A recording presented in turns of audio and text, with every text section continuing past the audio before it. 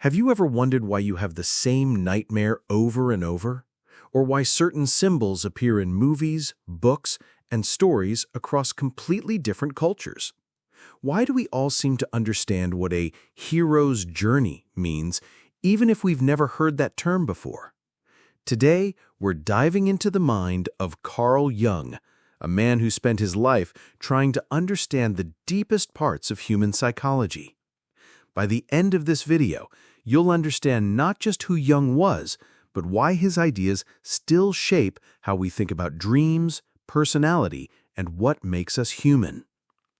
Let's start with the man behind the mind. Carl Gustav Jung was born in Switzerland in 1875. Imagine growing up in a family where your father is a pastor and your mother talks to spirits. That's exactly what happened to Jung. His childhood was filled with strange dreams, visions, and a deep sense that there was more to life than what we can see on the surface.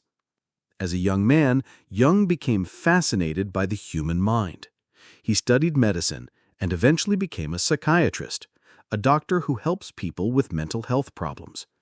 But Jung wasn't satisfied with just treating symptoms. He wanted to understand the why behind human behavior. In the early 1900s, Jung met Sigmund Freud, the famous psychologist who created psychoanalysis. Think of Freud as the grandfather of modern psychology. For several years, Jung and Freud worked closely together, almost like a mentor and student. But Jung had his own ideas brewing.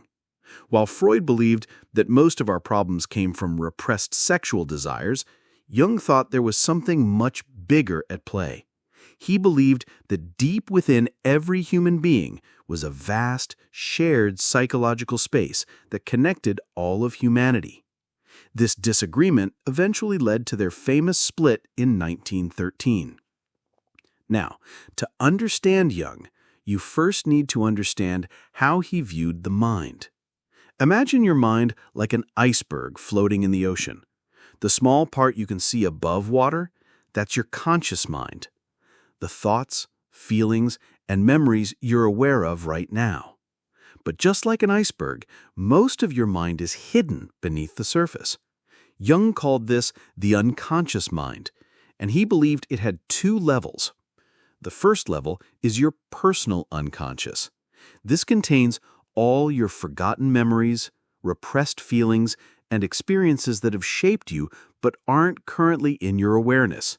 Think of it like a storage room in your house. Everything's there, but you're not actively thinking about it. But here's where Jung got revolutionary. He proposed that beneath your personal unconscious lies something even deeper, the collective unconscious. This is a psychological space that all humans share, regardless of culture, time period, or location. It's like having access to a universal library of human experiences that has been building up for thousands of years. Within this collective unconscious, Jung discovered what he called archetypes. Think of archetypes as universal characters or patterns that appear in every culture's stories, myths, and dreams. They're like psychological blueprints that all humans seem to understand instinctively. Let's explore the main archetypes Jung identified. The shadow is probably the most important archetype to understand. Your shadow contains all the parts of yourself that you don't want to acknowledge: your anger, jealousy, selfishness, and fears. It's not that these qualities are necessarily bad, but they're the parts of yourself you'd rather keep hidden. Jung believed that ignoring your shadow is dangerous. When you pretend these dark aspects don't exist, they don't disappear, they grow stronger in the darkness. Have you ever noticed how the people who annoy you most often display qualities you secretly recognize in yourself? That's your shadow being triggered.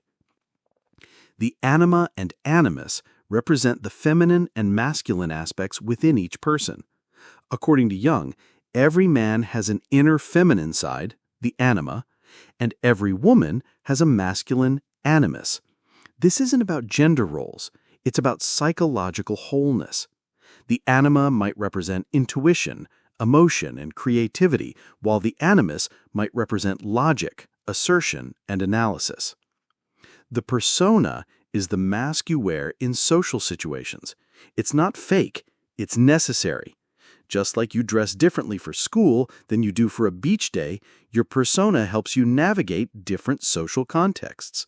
The problem comes when you become so identified with your persona that you forget who you really are underneath. The self is the ultimate archetype. It represents your true, whole nature. Jung believed that the main goal of psychological development was individuation, the process of integrating all aspects of your personality to become your authentic self. This isn't about perfection, it's about wholeness. Individuation means acknowledging your shadow instead of denying it, balancing your masculine and feminine aspects, not being completely identified with your persona, integrating your conscious and unconscious minds, and becoming aware of how archetypes influence your behavior.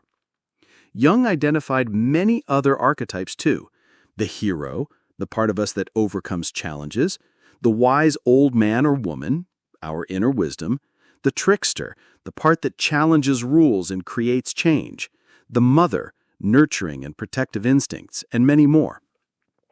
One of Jung's most fascinating discoveries was that people from completely different cultures often have remarkably similar dreams and fantasies. A person in Japan might dream about being chased by a monster, while someone in Brazil has the exact same type of dream despite never meeting or sharing cultural references. Jung believed this happened because dreams tap into the collective unconscious. When you dream, you're not just processing your personal experiences, you're connecting to universal human themes and patterns. For Jung, dreams weren't random brain activity. They were messages from your unconscious trying to help you achieve psychological balance.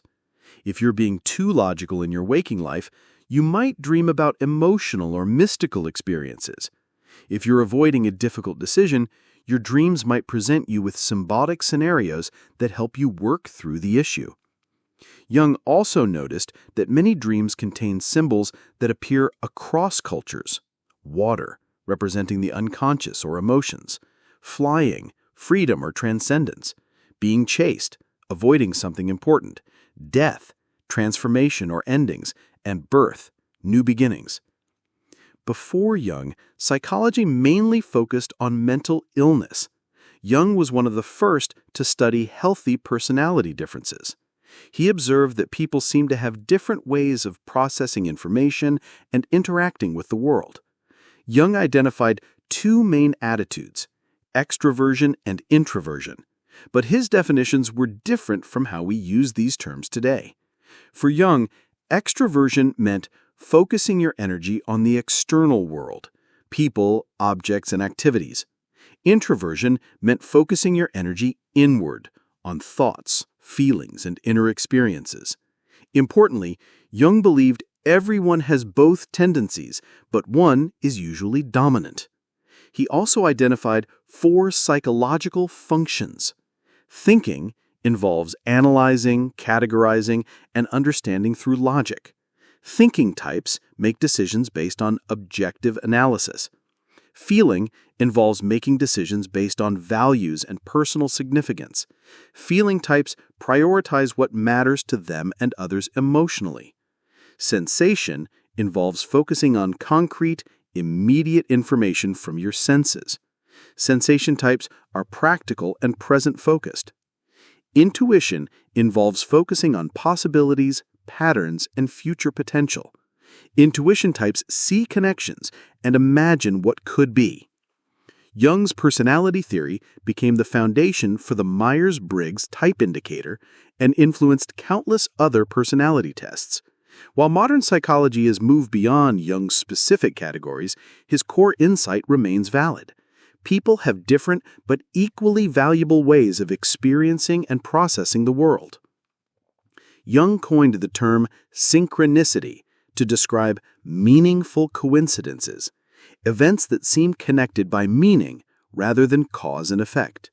Have you ever thought about someone you haven't spoken to in years, only to bump into them the next day?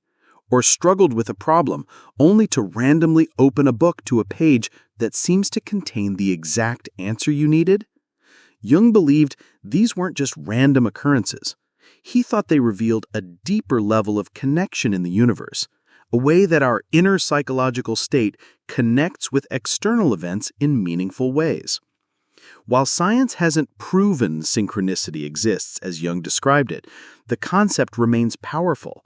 It encourages us to pay attention to patterns and meanings in our lives rather than just dismissing everything as pure coincidence. Jung's ultimate goal for psychological development was what he called individuation, the process of integrating all aspects of your personality to become your most authentic self. This isn't about perfection, it's about wholeness. Individuation